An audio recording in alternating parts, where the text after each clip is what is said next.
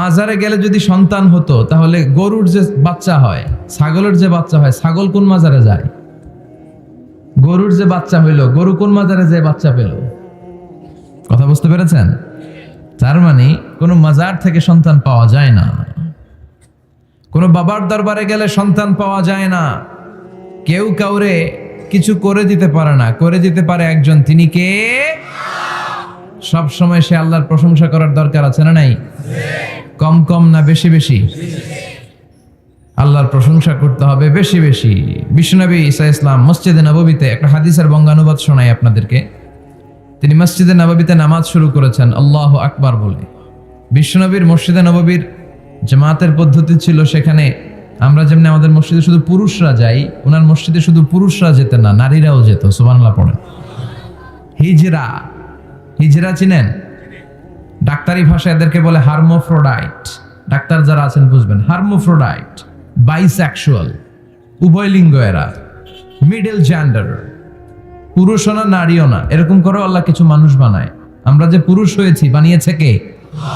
আমাদের বোন, আমাদের মা, ওদেরকে নারী বানিয়েছে কে? আবার আমাদের অনেকের সন্তান পুরুষও হয় না, নারীও হয় না, মাঝামাঝি আরেকটা জেন্ডারের হয়, বাইসেক্সুয়াল বলে, শিমেল, হিজরা।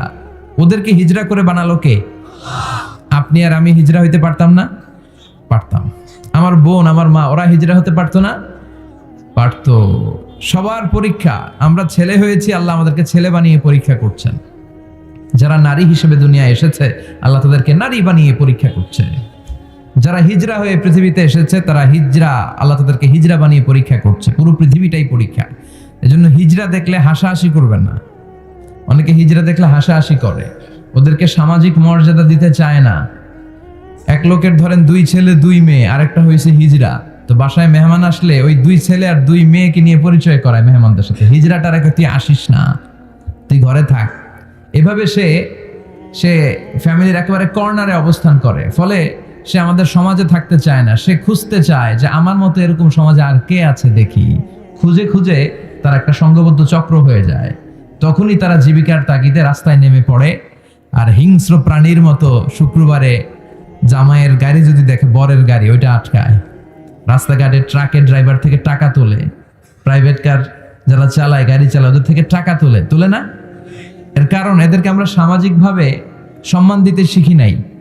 পৃথিবীর অনেক দেশে আমি ঘুরেছি, ওখানে দেখেছি হিজড়াদেরকে সামাজিকভাবে অনেক বেশি রেসপেক্ট করা হয়, যাতে ওরা নিজেদেরকে কর্নার ম্যান না ভাবে যে আমরা এক পাশের মানুষ।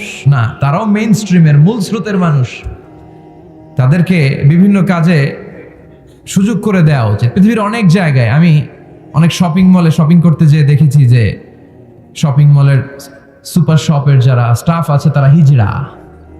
বাংলাদেশে একটা সিদ্ধান্ত হয়েছিল যে ট্রাফিক সিগন্যালের এইখানে হিজড়াদেরকে কাজে লাগাবে, কারণ হিজড়াদেরকে মানুষ যে কারণেই হোক একটু ভয় পায়, সিগন্যাল আর অমান্য করবে না। তারপর ওদেরকে ভোটাধিকার নিয়েও 2004 সালে খুব সম্ভব একটা আন্দোলন হয়েছিল, তো সেটাও এরকম বাস্তবায়ন হয় না। এজন্য হিজড়াদেরকে নিয়ে মা বাবারা বিপাকে পড়েন।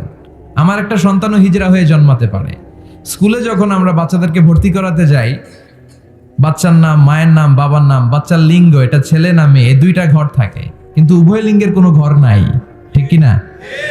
এটা সামাজিকভাবে আপনারা এটার ব্যাপারে গণসচেতনতা তৈরি করতে পারেন। এখানে কেউ চেয়ারম্যান আছে কিনা আজকে জানি না, তিনি হচ্ছেন এলাকার leader, member of the parliament. আপনারা যারা নেতা শ্রেণীর আছেন, তারা হিজড়াদেরকে খুঁজে তাদেরকে নিয়ে একটা সোসাইটি করতে পারেন, যে তাদেরকে কাজের ব্যবস্থা করা হোক, তাদেরকে সুশিক্ষায় শিক্ষিত করা হোক, তাদের মেধাটাও দেশ গঠনের কাজে লাগানো হোক, ঠিক কিনা? এজন্য এগুলো হচ্ছে সব আল্লাহ তাআলার দান। বিশ্বনবীর মসজিদে নববীতে জামাতের ভেতরে শুধু পুরুষ সাহাবারা থাকতো না, পুরুষ থাকতো, নারী থাকতো, হিজড়া থাকতো, বাচ্চারাও থাকতো। আমরা অনেকে বাচ্চাদেরকে মসজিদে ঢুকাতে চাই না, আছে না নাই? অনেক মুরব্বী চাচারা বাচ্চাদেরকে দেখলেই খুব রেগে যায়, আছে না নাই? আপনারা এখানে মুরব্বীরা যারা আছেন, আপনারা হয়তো রাগেন না, অন্যান্য এলাকায় দেখেছি আমি যে খুব রেগে যায়, বলে যে এটারে আনছে কে? তুরস্কের বিভিন্ন মসজিদের ওয়ালে ওয়ালে লাগানো যে জামাত চলাকালীন অবস্থায় যদি পেছনে বাচ্চাদের চিল্লাচিল্লি, কিচিরমিচির আওয়াজ শুনতে পাওয়া না যায়, তাহলে পরবর্তী প্রজন্ম নিয়ে আপনারা ভয়ের ভেতরে থাকেন। তার মানে নেক্সট জেনারেশন তো মুসল্লি হচ্ছে না। আমরা নামাজ পড়বো, বাচ্চারা পিছনে চিল্লাফাল্লা করবে, ঠিক কিনা? এরকম পরিবেশ আমরা মসজিদে চাই কি চাই না? বাচ্চাদের কাজে তো চিল্লাফাল্লা করা, লাফালাফি করা, নাচবে, গাবে, লাফাবে, একজন আরেকজনকে কামড় দিবে, গ্লাস ভাঙবে, কাপড় ছিঁড়বে। এটা কি বাচ্চারা করবে না মুরব্বীরা করবে? মুরব্বী লাফালাফি করলে মানাবে? কথা বলেন তো। বাচ্চাদের কাজ বাচ্চাদেরকে করতে দেন, আর সাথে করে মসজিদে নিয়ে যাবেন, বাবারা মসজিদে নিয়ে যাবেন, ওকে বুঝাবেন যে এটা আমাদের ইবাদত গাহ, এখানে বসে আমরা আমাদের স্রষ্টাকে ডাকি, এখানে দুষ্টুমি করা যাবে না। তো বিশ্বনবীর মসজিদে নববীতে জামাতের প্রথম কাতারে দাঁড়াতো, প্রথম দিকের কাতারগুলোতে দাঁড়াতো পুরুষেরা, তারপর একটা সার্টিন গ্যাপ রেখে দাঁড়াতো নারীরা, তারপরে দাঁড়াতো ছোট ছোট বাচ্চারা। তো বিশ্বনবী সবাইকে নিয়ে দাঁড়িয়ে নামাজ শুরু করেছেন, আল্লাহু আকবার। রুকুতে গিয়েছেন, রুকু থেকে উঠে পড়েছেন সামি আল্লাহু লিমান হামিদা। পেছন থেকে সাহাবারা ফিসফিস আওয়াজে পড়েছে রব্বানা ওয়ালাকাল হামদ। একজন সাহাবা অতিরিক্ত আরো 4টা তাসবিহ বাড়িয়ে পড়েছে, হামদান কাসীরান তাইয়িবান মুবারাকান ফি। সালাত শেষে বিশ্বনবী সাহাবাকে বললেন, সাহাবীদের দিকে লক্ষ্য করে বললেন যে তোমরা সবাই পড়েছো রব্বানা ওয়ালাকাল হামদ, কে যেন বাড়িয়ে পড়েছো হামদান কাসীরান তাইয়িবান মুবারাকান ফি। এই 4টা তাসবিহ কে পড়েছো? এটা তো আমি শিখাই নাই, তুমি পেলে কই? কেউ দাঁড়ায় না, ভয়ে। বিশ্বনবী অভয় দিলেন, ভয় পেও না, দাঁড়াও। একজন দাঁড়িয়ে বলল, ইয়া রাসূলুল্লাহ, আমি আল্লাহর তাসবিহ কম কম পড়লে আমার পোষায় না, আমার পড়তে মনে চাই বেশি বেশি, এজন্য আমি নিজ থেকেই 4টা তাসবিহ বানিয়ে পড়েছি। বিশ্বনবী বললেন, ভয় পেও না, তোমরা তো দেখোনি, আমি সালাতরত অবস্থায় দেখেছি বিদউ ওয়া সালাসুনা মালাইকা, তোমার এই 4টা তাসবিহর যে সওয়াব হয়েছে, এই সওয়াবটা 30 জনেরও বেশি ফেরেশতা কে কার আগে আল্লাহর আরশে পৌঁছে দিবে এ নিয়ে আকাশে প্রতিযোগিতা করছিল। এজন্য আল্লাহর প্রশংসা কি কম কম না বেশি বেশি? সব সময় আল্লাহর প্রশংসা করতে রাজি আছেন? সব জায়গায় প্রশংসা করতে রাজি আছেন? আসুন সে আল্লাহর জন্য আমরা আওয়াজ করে পড়ি আলহামদুলিল্লাহ। করেন রব্বানা লাকাল হামদ হামদান কাসীরান তাইয়িবান মুবারাকান ফীহি ইয়া রাব্বি লাকাল হামদু কামা ইয়ানবাগি লিজালালি ওয়াজহিকা ওয়া আযীমি সুলতানিকা লাকাল হামদু বিল ঈমান লাকাল হামদু বিল ইসলাম লাকাল হামদু বিল কোরআন। আল্লাহ সব সময় তোমার প্রশংসা যেন আমরা করতে পারি, তুমি তৌফিক দাও। আজকে আমরা যে বইটা থেকে কয়েক মিনিট কথা শুনবো, বইটার নাম কি? কোরআন আল কারীম। এটা এমন কিতাব যেই কিতাবে কোনো ভুল নাই। এসেই দেখি টেবিলের মধ্যে অনেক বালু ধুলা, কোরআনের ভেতরেও ধুলা বালে, এগুলো আপনারা আগ থেকে পরিষ্কার করে রাখবেন। এগুলো হুজুরের জন্য রেখে দেয় যে মাহফিলের সব কাজ আমরা করছি, এটা হুজুরে করুক, এরকম আছে না নাই? তো ঠিক আছে, করলাম একটু কাজ, আর কোরআন পরিষ্কার করলে তো আরো ভালো। আল্লাহর কিতাবকে আমি একটু ক্লিন করে দিয়ে গেলাম।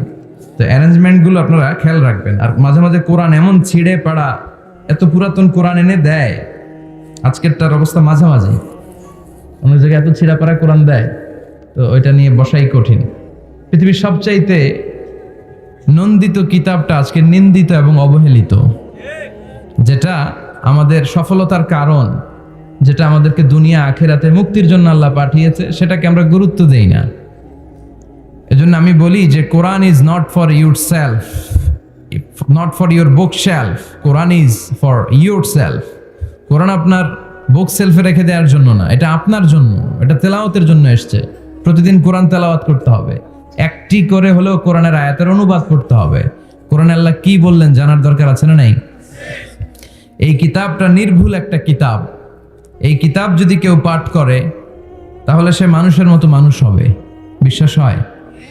এই কিতাব যদি কেউ পাঠ করে তাহলে সে সুশিক্ষিত হবে, কারণ এই কিতাবের প্রথম কথা হচ্ছে পড়ো, পড়ে নিজের জীবন গড়ো, ঠিক কিনা? আল কোরআনের প্রথম বাণী পড়ো, আল হাদিসে নবীর কথা পড়ো। আল কোরআনের প্রথম বাণী পড়ো, আল হাদিসে নবীর কথা পড়ো। পড়ে পড়ে শেখো, শিখে শিখে তুমি তোমার নিজের জীবন গড়ো। সুবহানাল্লাহ পড়েন। পড়ো, পড়তে পড়তে নিজের জীবন গড়ো। তো এই কোরআন পড়লে সে সুশিক্ষায় শিক্ষিত একজন মানুষ হয়, সিভিলাইজড হয়, ভদ্র হয়, সভ্য হয়, মানুষের মতো মানুষ হয়। এই কোরআন এসেছে আমাদেরকে মানুষের মতো মানুষ বানাতে। কি বানাতে? আওয়াজ আওয়াজ করে বলেন, আবার বলেন। এই কথাটার সাথে আপনারা পরিচিত না? বলেন। মুরব্বীরা আমাদেরকে বলে না যে তুই মানুষের মতো মানুষ হ, এটা তো কমন কথা, ঠিক কিনা? তো এই কোরআন কিন্তু এসেছে আমাদেরকে মানুষের মতো মানুষ বানানোর জন্য। পৃথিবীতে মানুষের বড্ড অভাব। অনেকে বলতে পারেন, হুজুর কি বলেন, 700 কোটি মানুষ আর আপনি কোন মানুষের অভাব? কোথাও গেলেই খালি মানুষ আর মানুষ, রাস্তাঘাটে মানুষ, এখানে মানুষ, ওখানে মানুষ, বিশাল লম্বা সিরিয়াল। এগুলো খালি চোখে আপনারা যা দেখেন এগুলো মানুষ না, এগুলো জনসংখ্যা। এগুলো কি? এজন্য বলা হয় বাড়ছে জনসংখ্যা কিন্তু কমছে মানুষ। বাড়ছে কি কিন্তু কমছে কি? মানুষের মতো মানুষ হওয়া খুব দরকার। কোরআন এসেছে আমাদেরকে মানুষের মতো মানুষ বানাতে। আমি প্রায় বলি যে গরুর পেট থেকে বেরোলে ওটা গরু হয়ে যায়, ছাগলের পেট থেকে বেরোলেই ছাগল, মুরগির পেট থেকে বেরোলেই মুরগি, কিন্তু মানুষের পেট থেকে বেরোলেই ওটা মানুষ হয় না, ওটার মানুষ করতে হয়, ওটার মানুষ বানাতে হয়, ঠিক কিনা? আবার ছাগল রে কেউ কোনোদিন বলে না যে তুই ছাগলের মতো ছাগল হ, বলে? গরুরে কেউ কোনোদিন বলছে তুই গরুর মতো গরু হ? আপনাদের এলাকায় গরু টরু তো নাই না, এজন্য বুঝতে অনেক কষ্ট হচ্ছে মনে হয়। আছে গরু? গরু পালেন না আপনারা? পালেন? তো আপনার গরুরে কোনোদিন বলছিলেন যে তুই গরুর মতো গরু হইস? ছাগলের কেউ কোনোদিন বলে না তুই ছাগলের মতো ছাগল হ, কিন্তু মানুষকে বলা হয় তুই মানুষের মতো মানুষ হ। কারণ মানুষের মতো মানুষের বড় অভাব। এই দুনিয়া এখন তো আর সেই দুনিয়া নাই, মানুষ নামের মানুষ আছে দুনিয়া বোঝাই, সেই মানুষের ভিড়ে আমার আসল মানুষ নাই, ঠিক কিনা? আসল মানুষের বড় অভাব। তো এই কোরআনটা এসেছে আমাদেরকে আসল মানুষ বানাতে, মানুষের মতো মানুষ বানাতে। আপনি আপনার ছেলের এই বইটা পড়াই দিয়েন, দেখবেন মানুষের মতো মানুষ হয়ে গেছে।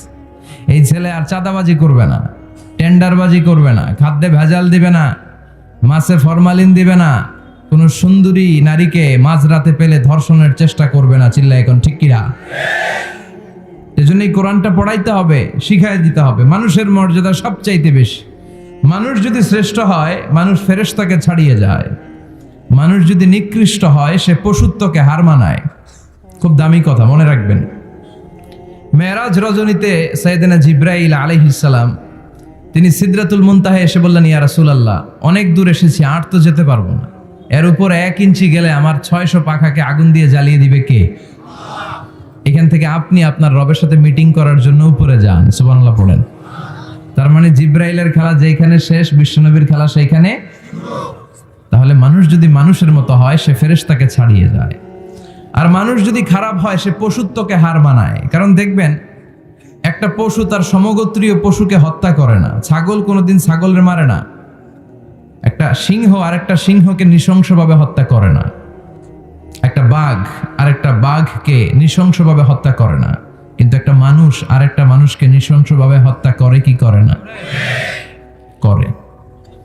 একটা সিংহ আর একটা সিংহকে মেরে 10 টুকরা, 15 টুকরা, 20 টুকরা করছে, এরকম কোনোদিন শুনেছেন? কিন্তু একটা মানুষ আর একটা মানুষকে শুধু নৃশংসভাবে হত্যাই করে না, হত্যা করে 10 টুকরা, 15, 20 টুকরা করে বস্তাবন্দি করে ক্ষেতের মধ্যে ফেলে দিয়ে আসে, এরকম ডাকাত আছে না নাই? মানুষ জনপদের পর জনপদ আগুন জ্বালিয়ে ছারখার করে দেয়, উপর থেকে বোমা মেরে শহরগুলোকে জ্বালিয়ে দেয়, আছে না নাই? আপনারা হিরোশিমা নাগাসাকির কথা শুনেছেন। দ্বিতীয় বিশ্বযুদ্ধে লিটল বয় আর ফ্যাটম্যান নামে 2টা বোমা ফেলেছিল আমেরিকান সোলজাররা। কি আজীব ঘটনা! হাজার হাজার মানুষ নিচে বসবাস করছে, ওই পাইলটরা 2টা বোমা নিয়ে উপর থেকে ছেড়ে দিল। যেই পাইলটরা ফেলতেছে ওরাও কিন্তু মানুষ, ঠিক কিনা? আর যাদেরকে মারার জন্য ফেলা হচ্ছে তারাও মানুষ। এই যে আপনাদের ঢাকা চট্টগ্রাম হাইওয়েতে মেঘনা দাউদকান্দির ডানে বায়ে ভয়ঙ্কর ধরনের ডাকাতি হয় জানেন? কুপিয়ে মানুষকে জখম করে রেখে দিয়ে যায়। আমি অবাক হই যে যারা কোপাচ্ছে এরাও মানুষ, আর যাদের টাকা ছিনতাই করে নিয়ে যাচ্ছে এরাও মানুষ।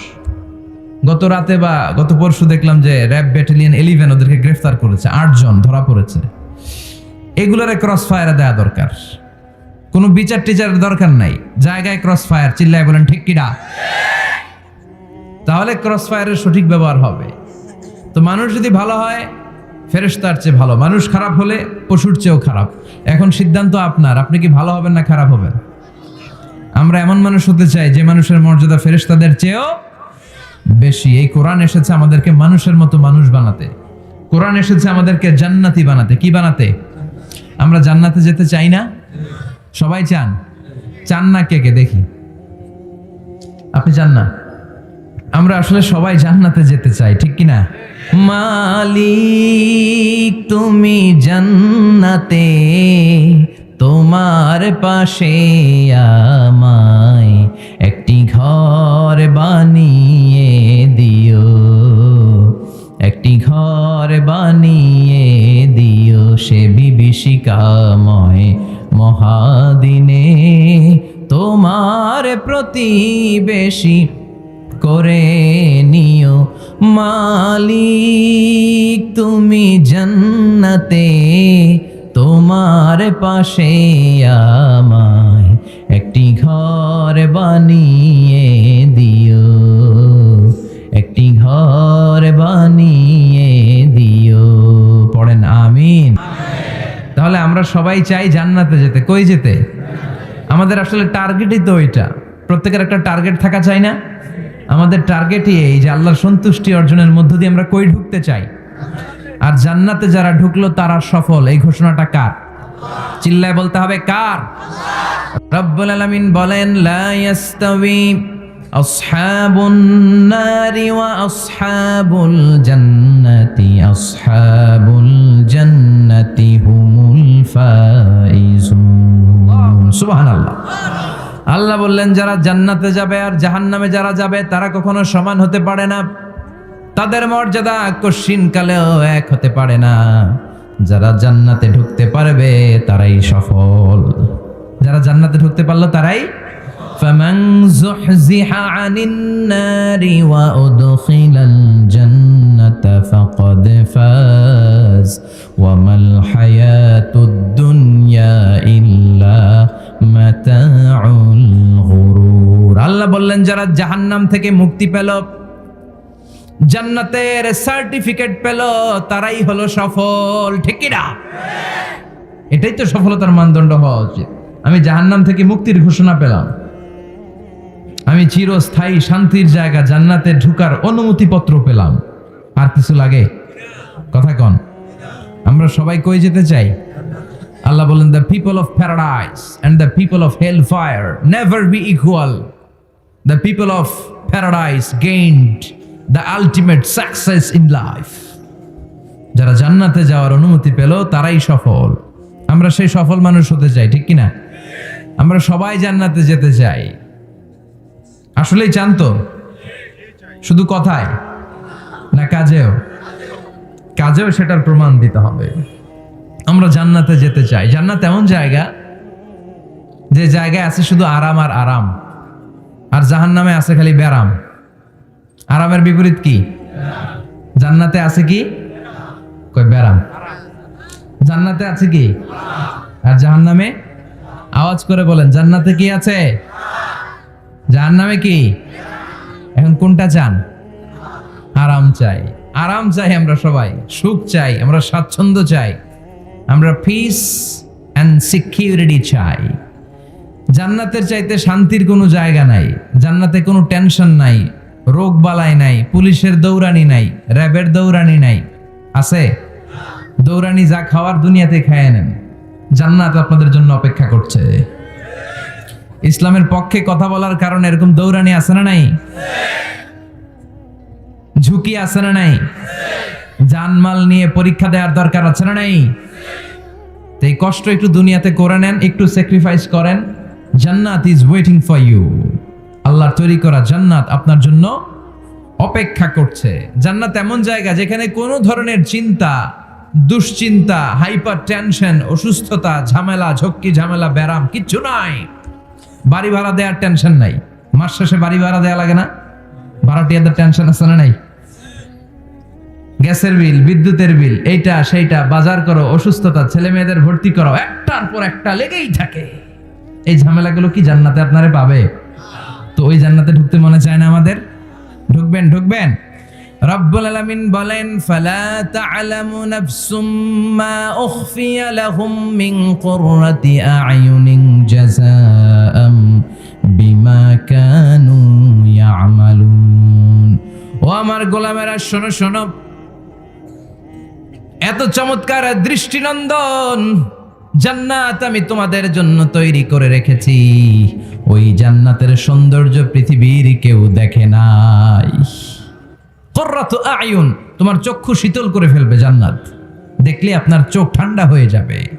অসাধারণ, amazing, marvellous, genius, awesome, fantastic place, supercalifragilisticexpialidocious, অসাধারণ ভালো, যেটা বর্ণনা দিয়ে বোঝানো সম্ভব না। আমি কোরআনের আলোকে কাছাকাছি একটা চিত্র অঙ্কন করতে পারবো আপনাদের চোখের সামনে যে জান্নাতটা এইরকম হবে, নাজ নেয়ামতটা, কিন্তু আসল সৌন্দর্য যে কেমন এটা পৃথিবীর কোনো মুফাসসির বলতে পারবে?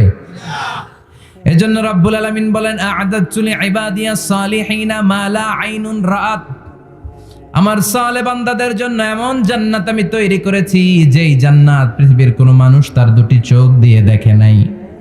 ওয়ালা উযুনুন সামিআত, জান্নাতের কোনো শব্দ দুনিয়ার মানুষ কান দিয়ে শোনে নাই।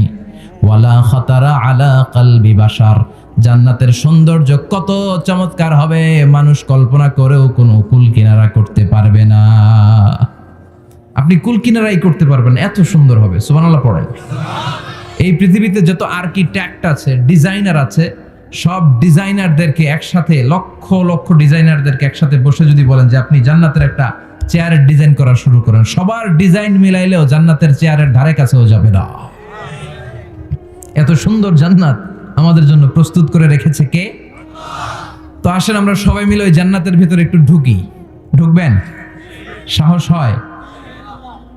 আমরা যখন কোনো শপিং মলে ঢুকি, কি দিয়ে ঢুকি? গেট দিয়ে ঢুকি। জান্নাতেরও গেট আছে না নাই? কয়টা? ইন্নালিল জান্নাতি সামানিয়াতু আবওয়াব, জান্নাতের দরজা মোট 8টা। কয়টা? বিশ্বনবী সাহাবাদেরকে ওয়াজ করতেছেন, শোনো শোনো, জান্নাতের মোট দরজা 8টা। তোমাদের মধ্যকার এমন একজন সাহাবা আছে, সেদিন জান্নাতের 8টা দরজাই তাকে ডাকবে যে আপনি আমার দরজা দিয়ে প্রবেশ করেন। সাহাবারা বললেন ইয়া রাসূলুল্লাহ, ইয়া হাবিবাল্লাহ, আমাদের মধ্যে থেকে ওই সৌভাগ্যবান লোকটা কে একটু বলেন। বিশ্বনবী বললেন, ও আমার প্রাণের সাহাবারা, ওই সৌভাগ্যবান ব্যক্তি হলো আমার হিজরতের দিনের সঙ্গী, আমার বিপদের দিনের সঙ্গী আবু বকর সিদ্দিক। ওনার ব্যক্তিত্ব আল্লাহর কাছে এতটাই গ্রহণযোগ্য যে জান্নাতের 8টা দরজাই ওনাকে ডাকবে, আসেন। ওইটা না, ওইটা না, আপনি আমারটা দিয়ে ঢুকেন। সুবহানাল্লাহ পড়েন। আমরা কি চাই না যে আমরাও এই 8টা দরজা দিয়ে ঢোকার সুযোগ আল্লাহ করে দেখ? চাই কি চাই না? এজন্য বিশ্বনবী বললেন, শোনো শোনো, প্রতিদিন নামাজের আগে যে তোমরা ওযু করো, এই ওযুর পরে কেউ যদি পড়ে আশহাদু আল্লা ইলাহা ইল্লাল্লাহ ওয়া আশহাদু আন্না মুহাম্মাদান আবদুল্লাহি ওয়া রাসূলুহু, ওযুর পরে এই দোয়াটা প্রতিদিন যে পড়বে, কিয়ামতের দিন 8টা জান্নাতের যে কোনো দরজা দিয়ে ঢোকার অনুমতি ওই বান্দাকে আল্লাহ দিয়ে দিবে। আপনাদের জন্য আছে। Still now you have the opportunity man. এই সুযোগ, চান্স আপনার জন্য আছে।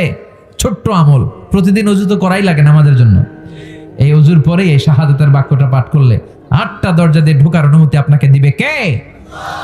বুখারীর বর্ণনায় বিশ্বনবী বললেন, ইন্নালিল জান্নাতি সামানিয়াতু আবওয়াব, জান্নাতের ভেতরে আমি 8টা দরজা করেছি, 8 দিক দিয়ে ঢোকা যায়। মিনহা বাবুন ইসাম্মা আর-রায়্যান, ওই 8টা দরজার মধ্যে স্পেশাল একটা দরজা আছে, ওই দরজার নাম হলো রায়্যান। দরজার নাম লা ইয়াদখুলুহু ইল্লা সাইমুন, রোজাদাররা ছাড়া কেউ ওই দরজা দিয়ে ঢোকার অনুমতি পাবে না। আবার বিশ্বনবী বললেন, মান দাখালাহা লাম ইয়াযমা আবাদা, একবার রায়্যান দরজা দিয়ে ঢোকার অনুমতি যে পাবে, চিরকালের জন্য তার গলার তৃষ্ণা মিটে যাবে। এই যে রোজা রেখে সারাদিন আপনি কিছু খান নাই, পান করেন নাই, এটার প্রতিফল হিসেবে আল্লাহ তাআলা আপনার রায়্যান দিয়ে ঢুকাই দিবে। ওটা দিয়ে ঢুকলেই তৃষ্ণা থাকবে না আর। সুবহানাল্লাহ বাড়িতে যাই বলেন, আওয়াজ করে পড়তে হবে আল্লাহু আকবার। এখন এই দরজা দিয়ে যে আমরা ঢুকবো, এই দরজার সাইজ কত বড় একটু শোনার দরকার আছে না নাই? আমাদের ঘরের যে দরজাগুলো কত বড় size? 4 feet 3 feet, 4 feet 6 feet. আর আলিশান বাড়ি হইলে ওইটার কত হবে? 6 ফিট 8 ফিট। 6 ফিট 9 ফিট এরকম হবে। তো জান্নাতের দরজাও তো এরকম 8-10 ফিটই তো হবে। কথা বলেন। বিশ্বনবী বললেন ইন্নাল মিসরাআইন মিন মাসারি'আল জান্নাহ মা বাইনা মক্কা ওয়া হাজার। মক্কা হচ্ছে সৌদির একটা শহর, আর হাজার হচ্ছে বাহরাইন, একটা দেশ আছে না, যে দেশের রাজধানী হচ্ছে মানামা। এই বাহরাইনের আরেকটা শহর হচ্ছে হাজার। এই মক্কা থেকে সৌদি আরব থেকে বাহরাইন যত দূর, বিশ্বনবী বললেন জান্নাতের দরজাটা হবে ঠিক তত দূর। সেই হিসাবে কয়েকশো কোটি জান্নাতে এক ধাক্কায় ঢুকবে, কয়েকশো কোটি এক ধাক্কায় ঢুকে যাবে। আল্লাহু আকবার। এই জান্নাতের ভেতরে আল্লাহ চমৎকার কিছু ক্লাসিফিকেশন করে দিয়েছে। সব জায়গায় এই ক্লাস থাকে, first class, second class, third class, economy class, platinum class, promo class, business class, higher class, lower class, আছে না নাই? এই যে কুমিল্লা টু ঢাকা যে বাস চড়ে, বাসে ক্লাস আছে না? ফার্স্ট ক্লাসের টিকিটের দাম বেশি, সেকেন্ড ক্লাস কম। বিমানে সামনের সারিতে দেখবেন কিছু বিজনেস ক্লাস থাকে, হিউজ স্পেস থাকে, ওদের যে ফুড অ্যান্ড রিফ্রেশমেন্ট দেয় ওই খাবারটাও খুব উন্নত থাকে। তারা এয়ার হোস্টেসকে সব ধরনের ফ্যাসিলিটি নিতে পারে, যে এটা লাগবে ওইটা লাগবে, এক্সট্রা অনেক কিছু তাদেরকে দেয়। কিন্তু ইকোনমি ক্লাস যেটা আছে পিছনে লম্বা, ওখানে এত ফ্যাসিলিটিস নাই। তো জান্নাতের ভেতরেও কিন্তু অনেক ক্লাস আছে, সুবহানাল্লাহ পড়েন। মোট 8টা ক্লাস। কয়টা? এর মধ্যে সবচেয়ে হায়ার ক্লাস হচ্ছে আল ফেরদাউস। ওইটার নাম কি? জান্নাতুল ফেরদাউস। বিশ্বনবী কিন্তু ওইটার মধ্যে থাকবে, সুবহানাল্লাহ পড়েন। ওইটার ভেতরে থাকবে। তো আমরা থাকবো কোনটায়? কথা কয় না, সাহস করে বলেন আমরাও থাকবো এটাতে। সবাই যদি আল্লাহ ওইটাতে রাখে, জান্নাতের কোনো ঘাটতি হবে? এটা যে কত বিশাল জান্নাত! জাহান্নামের আগুনে পুড়তে পুড়তে, অনেক লম্বা ঘটনা, বললে এটাই আধা ঘন্টা খেয়ে ফেলবে। জাহান্নামের আগুনে পুড়তে পুড়তে, বুখারীর বর্ণনা, আখিরু মান দাখালাল জান্নাহ, সর্বশেষ যেই লোকটাকে আল্লাহ জান্নাতে ঢুকাবে, তার জান্নাতের সাইজ হবে এই পৃথিবীর 10 গুণ বড়। তাহলে ফেরদাউসের অবস্থাটা কি? পৃথিবীর সবাই যদি ফেরদাউসে থাকে, ফেরদাউসের জায়গার কোনো কমতি হবে না। চিল্লায় কোন সুবহানাল্লাহ। এজন্য বিশ্বনবী বলেন ইযা সাআলতুমুল্লাহাল জান্নাহ, আল্লাহর কাছে যখন তোমরা হাত তুলে চোখের পানি ছেড়ে জান্নাত চাইবা, আল্লাহর কাছে ছোটটা চেও না, চাইবা যখন বড়টাই চাও, জান্নাতুল ফেরদাউস চাও। আমরা কোনটায় যেতে চাই? অন্য কোনটায় ঢুকাইতে চাইলে ঢুকবেন? কইবেন দুনিয়াতে কই এসি ফেরদাউস, এখনো ঢুকমু ফেরদাউসে? কোনো কথা নাই। ফেরদাউস ছাড়া আমরা অন্য কোথাও ঢুকবো? ফেরদাউস ছাড়া আরো অনেকগুলো ক্লাস আছে। জান্নাতুল নাঈম, জান্নাতুল মাওয়া, জান্নাতুল আদান, দারুল করার, দারুল মাকাম, দারুল খুলদ, দারুস সালাম, আল্লিয়ুন। কিন্তু আমরা থাকবো কই? ভয় পাইছে, কয় না। আমরা থাকবো কই? ইনশাআল্লাহ। আল্লাহ জান্নাতুল ফেরদাউসে, এখানে যেমনে বসে আছি, জান্নাতুল ফেরদাউসের জন্য আমরা একসাথে থাকতে পারি, বসতে পারি। তুমি তৌফিক দাও। وسيق الذين اتقوا ربهم إلى الجنة زمرا حتى إذا جاءوها وفتحت أبوابها وقال لهم خزنتها سلام عليكم طبتم فادخلوها خالدين। সুবহানাল্লাহ পড়েন। জান্নাতীদেরকে ফেরেশতারা জান্নাতের দিকে নিয়ে যাবে। ওয়াসিকাল্লাযীনা ইত্তাকাউ রাব্বাহুম, দুনিয়ার বুকে যারা আল্লাহকে ভয় পেয়েছে তাদেরকে হাকিয়ে হাকিয়ে ফেরেশতারা বলবে চলেন চলেন জান্নাতে চলেন। ইলাল জান্নাতি যুমারা হাত্তা ইযা জাউহা ফুতিহাত আবওয়াবুহা, জান্নাতের দিকে তারা ছুটতে থাকবে। আমরা এখন কই যাচ্ছি? আওয়ার ডেস্টিনেশন ইজ জান্নাহ। আমাদের লক্ষ্য কি? আমরা এখন জান্নাতে ঢুকবো, কিন্তু আপনাদেরকে নিয়ে। ঢুকবেন? ঢুকবেন? আচ্ছা, আমাদের এখানে যদি মাননীয় প্রধানমন্ত্রী শেখ হাসিনা আসে, ওনার জন্য কি এরকম স্টেজ করলে চলবে? হ্যাঁ, বিশাল স্টেজ হবে।